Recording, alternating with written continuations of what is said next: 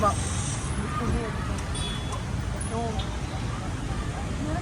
will start consulting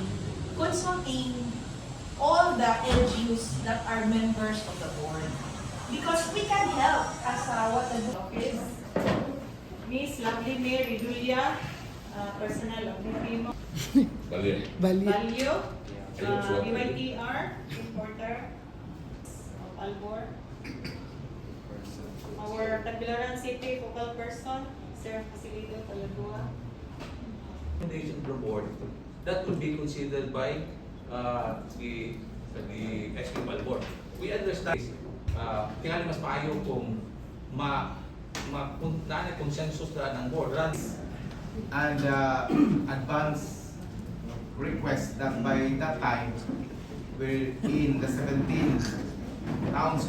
If God forbid, di na masulbad sa ato ang solution, then let's talk about closure. Pero let's try to help sa Per LGU as of December 31, 2024.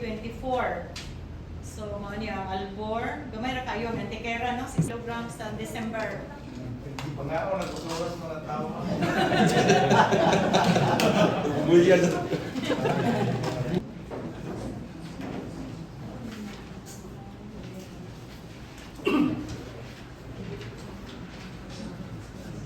Nga po napunta Present o status report sa sanitary landfill. Kaning ubang issues and concerns na presented. Basta ako lang gid sir no. Ako lang gid. Ako kay mga mamampugo og concurrence ako pa na-refer sa Solid Waste Management Board.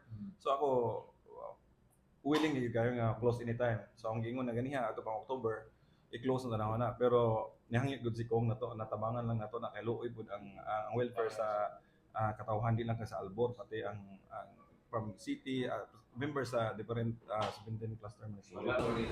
You have in mind already the consensus of the board. So it should be murang mo I understand nga the SPM board is drafting an ordinance and then i-present sa board. Pila ka days magwa sa recommendation sa PSA. Ganaman sila. Nawa gid ang suporta sa national agency like PSA. So ang ipon nga ma-reminded sila nga ang Albor Cluster Sanitary Landfill is mao gid nay component sa tourism industry diri sa tuong lalawigan Bulanon no. Once masirado gyud totally ang landfill, wa gyud tay turista madong dire kay mabaho ang Panglao, mabaho ang Dawis, mabaho ang Tagbilaran, mabaho ang Lubok. So dapat pansinon nila unsay hinanaing gyud sa tuang lungsod no. So Pablo Cagato Jr., focal person of Pila.